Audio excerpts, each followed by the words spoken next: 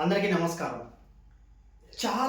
చాలామంది నేను బయట చూస్తుంటాను. మా ఫ్యామిలీ మెంబర్స్ నాకు చుట్టుపక్కల ఫ్యామిలీ మెంబర్స్ చూస్తుంటాను.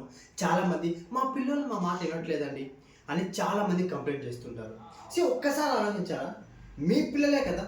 మీ మాట ఎందుకు వినడం లేదు? దానికి ఎప్పుడైనా మీరు ఆలోచించారా? అరే ఎన్నిసార్లు చెప్పినా కానీ మొబైల్ ఎందుకు చూస్తున్నారు? అరే ఎన్నిసార్లు చెప్పినా ఆ పని చేయొద్దంటే అదే పని చేస్తున్నాడే అది ఎప్పుడైనా మీరు గమనించారా? దానికి వన్ అండ్ ఓన్లీ రీజన్. ఆ రీజన్ ఏంటో తెలుసా? Children they don't listen. They just copy what the elders are doing. పెద్దవాళ్ళు ఏదైతే చేస్తున్నారో, వాళ్ళ అమ్మ నాన్న ఏదైతే చేస్తుంటారో దాన్ని వాళ్ళు కాపీ చేస్తారు. వాళ్ళకు కొత్త మాటలు, కొత్త అలవాట్లు ఎక్కడి నుంచి రావండి. ఎప్పుడైతే మనం ఏదైతే చేస్తుంటామో దాన్ని చూసి వాళ్ళు నేర్చుకుంటారు. దే జస్ట్ కాపీ అవ్వరు, మనల్ని వాళ్ళు కాపీ చేస్తారు. ఇప్పుడు మీరు ఒక్కసారి ఆలోచించండి. మీరు మొబైల్ వద్దు అంటున్నారు. మీరు మొబైల్ ఎంతసేపు యూజ్ చేస్తున్నారు?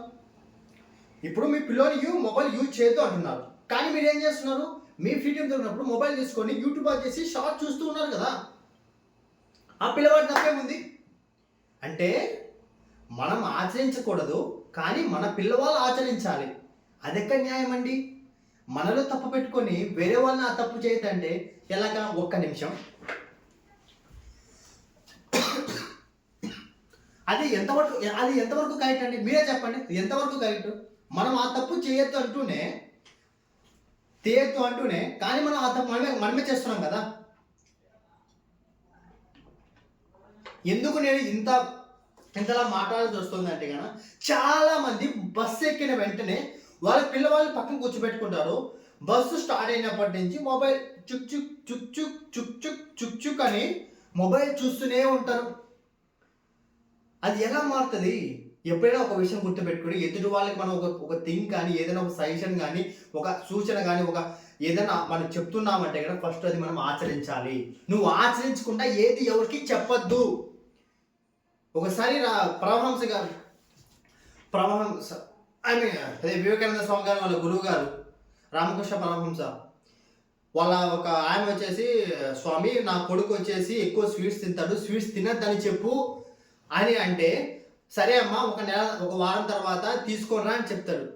అప్పుడు ఏం చేస్తారు? మళ్ళీ వారం తర్వాత వచ్చిన తర్వాత నాన్న తినద్దు అని చెప్తారు. వాళ్ళ అమ్మ అడుగుతుంది, ఏం స్వామి ముందే వచ్చి చెప్పొచ్చు కదా, ముందే వారం వచ్చినప్పుడే చెప్పొచ్చు కదా అంటే, అప్పుడు రామకృష్ణ పరమహంస ఒక మాట అంటారు, అమ్మ నాకు కూడా స్వీట్స్ నేను ఎక్కువ తినేవాడిని, అప్పుడు కాబట్టి అలవాటు నేను మానుకునేసి ఆ తర్వాత మీ అబ్బాయికి చెప్పడం జరిగింది అంటే మనం ఆచరించకుండా ఏ పనిని, ఏ సలహాని ఎవరికి చెప్పకూడదు. ఇది నేర్చుకోవాలి మనము.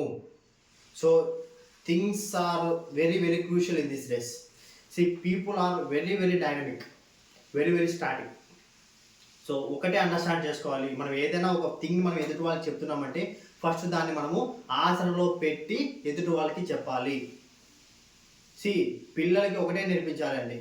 పిల్లలు మనం ఏదైతే చేస్తున్నామో అదే చూసి వాళ్ళు నేర్చుకుంటారు.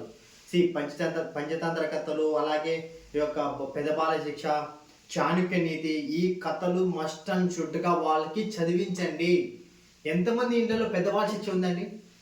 మేము చిన్నప్పుడు అయితే మా నాన్నగారు పెద్దవాళ్ళ శిక్ష బుక్స్ తెచ్చిస్తే దాన్ని కథలు ఎన్ని కథలు చదివేవని తెలుసా నేను? ఇప్పటికీ మేము చదివిన కథల బుక్లు మా ఇంట్లో అలాగే ఉన్నాయి. వాళ్ళకి కథల బుక్కల రూపంలో నేర్పిస్తేనే, నీతి కథల గురించి చెప్పితేనే. మాకంటే మా తాత మా అమ్మమ్మ వాళ్ళు చెప్పేవారు కథలు. ఇంటికి వెళ్ళినప్పుడు ఆరు బయట ప్రశాంతంగా పడుకున్నప్పుడు మా అమ్మమ్మ కథలు చెప్పేటి. ఇప్పుడు ఎంతమంది అమ్మా నాన్నలు, తాతయ్యలు వాళ్ళ దగ్గర ఉంటున్నారు? ఎప్పుడైతే గ్రాండ్ పేరెంట్స్ దగ్గర చిల్డ్రన్స్ ఉంటారో, సమ్మర్ వస్తే క్యాంప్, సమ్మర్ వస్తే మా వాళ్ళు ఎక్కువ ట్యూషన్స్ వెళ్తున్నారండి, మా వాళ్ళు నెక్స్ట్ ఇయర్కి ఇప్పటి నుంచి ప్రిపరేషన్ స్టార్ట్ చేసామండి. అది కాదు చదువు. Real education comes from grand parents. నీతి నిజాయితీ అనేవి మన గ్రాండ్ పేరెంట్స్ దగ్గర నుంచి నేర్పిస్తారు వాళ్ళు. దాన్నే మీరు ఓల్డ్ ఏజ్ హోమ్స్లో వాళ్ళు చేర్పిస్తే నెక్స్ట్ కన్ఫర్మ్ నువ్వు ఇప్పుడు మీ పేరెంట్స్ ఓల్డ్ ఏజ్ హోమ్లో చేర్పించావంటే నెక్స్ట్ నీ కొడుకు అదే పని చేస్తాడు. అప్పుడే మా నాన్న మా తాత వాళ్ళు పంపించారు కాబట్టి అదే హ్యాపీనెస్ ఏమో, సో నేను కూడా మా అమ్మ నాన్న కూడా పంపించేస్తా అని అనుకుంటాడు. వీడు చేసే పని చాలా కేర్ఫుల్గా చూసి ఆచితూసి వేయండి. ఎందుకంటే మీ పిల్లలు మిమ్మల్ని గమనిస్తూ ఉన్నారు. ఇంతకన్నా నేనేం చెప్పలేని పెద్ద పండితున్నేం కాదు, జస్ట్ ఏదో నాకు తోచింది ఈ వీడియో రూపంలో మీకు చెప్పాను. That's it. సో మళ్ళీ గుర్తుపెట్టుకోండి, మనం చేసే ప్రతి ఒక్క చిన్న విషయము మన పిల్లవాళ్ళు దాన్ని గమనిస్తూ ఉంటారు. Okay, thank you so much. This is double గాని సైనింగ్ ఆఫ్. జై హింద్.